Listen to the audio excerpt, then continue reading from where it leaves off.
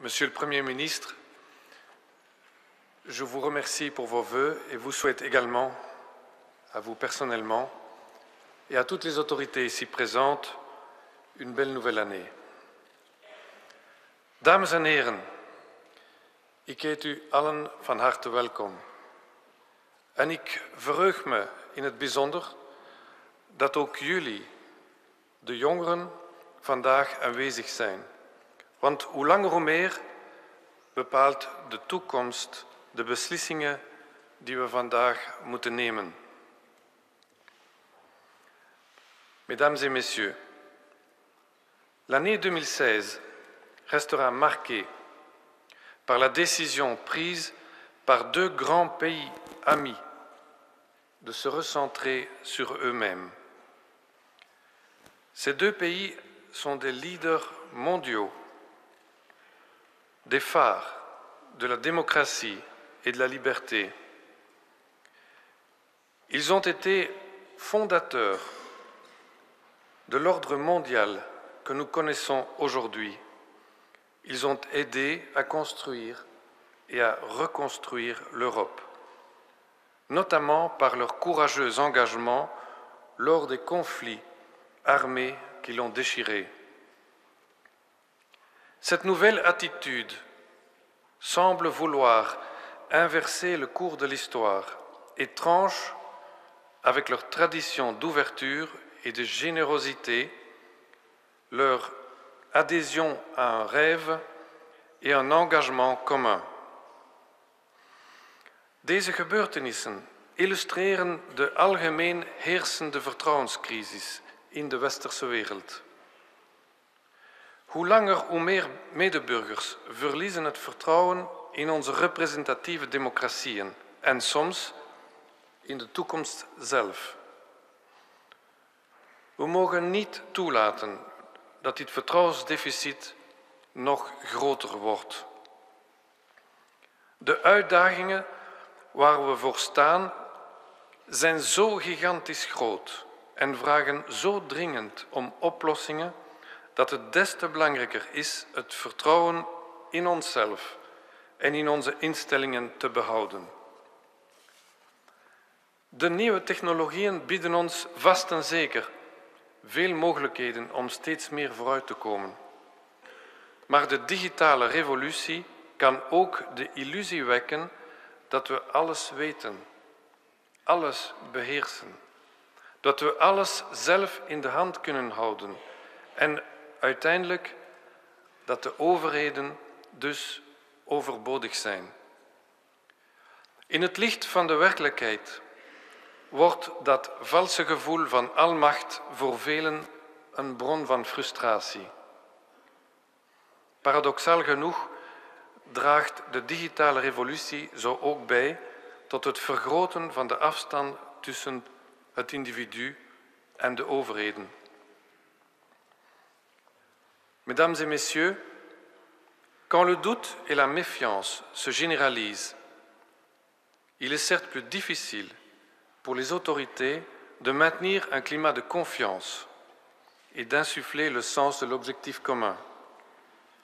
Notre responsabilité est d'autant plus grande.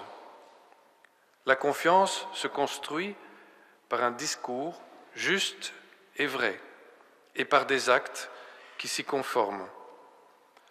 Ce sont d'abord nos actes qui doivent convaincre avec probité, avec honnêteté et au service de l'intérêt général. En continuant à construire une société plus humaine et à relancer notre économie. Aujourd'hui, en Belgique, l'emploi progresse, notre compétitivité augmente et nos exportations reprennent. Ce sont là de beaux résultats concrets de l'action collective de nos gouvernements, de nos entreprises, de nos citoyens. Nous devons poursuivre sur cette voie par les efforts conjoints des secteurs publics et privés, par un usage optimal des technologies, et ce en particulier dans les villes avec des stratégies de villes intelligentes qui incorporent la dimension humaine, solidaire et inclusive. Dans les 30 prochaines années, plus de 70% de la population mondiale vivra dans un environnement urbain. La transformation intelligente de notre cadre de vie constitue dès lors une occasion à saisir. Vervolgens zijn de woorden die moeten motiveren en mobiliseren. Om het gemeenschappelijk goed te vrijwaren, moet het beleid natuurlijk complexe keuzes maken. Toch kunnen die verstaanbaar toegelicht en zo begrepen en aanvaard worden. Wie de waarheid geweld probeert aan te doen of onze maatschappij probeert te verdelen, brengt onze democratie in gevaar. Want de democratie stoelt op fundamentele waarden als de drang naar waarheid, respect en gematigdheid. Met onze woorden en daden moeten we het uiterste doen om die initiatieven te steunen die verbinden en constructief zijn. Meer dan ooit zullen we het vertrouwen ook kunnen terugkrijgen door ons sterk te engageren in Europa en in de wereld. De grote uitdagingen waar we voor staan, het behalen van de doelstellingen voor duurzame ontwikkeling, de handhaving van de vrede, de klimaatsverandering, het in stand houden van een evenwichtige internationale handel, hebben immers allemaal een rechtstreekse invloed op onze manier van leven. Ze zijn onmogelijk op te lossen binnen een uitsluitend nationale kader. Daarom dienen we de wereldwijde samenwerking te blijven stimuleren. Wat dat betreft verheugt het me dat België opnieuw kandidaat is voor een mandaat bij de Veiligheidsraad van de Verenigde Naties in 2019-2020. De koningin en ik zetten ons hiervoor persoonlijk in.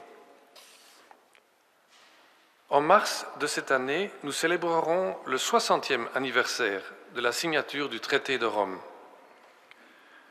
Notre histoire commune repose sur une expérience fondatrice de réconciliation après une guerre fratricide.